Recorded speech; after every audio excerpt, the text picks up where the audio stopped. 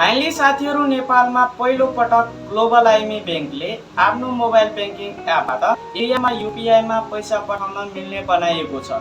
र त्यस्तै साथीहरु, अन्य ब्याङ्कहरु माछापुच्छ्रे ब्याङ्क, एभरेस्ट ब्याङ्कले पनि यो प्रोसेसमा लागिसकेको र यसलाई छिटै तयारीमा ल्याउने सूचनाहरू पनि आइरहेको छ।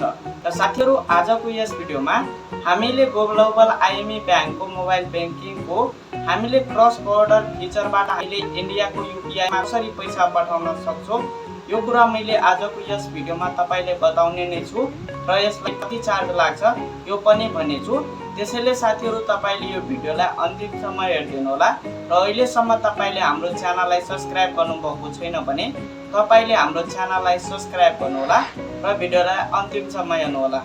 ल त साथीहरु, ढिला नगरी आजको भिडियोलाई सुरु गरौँ। र साथीहरु, यो नेपालमा पहिलो पटक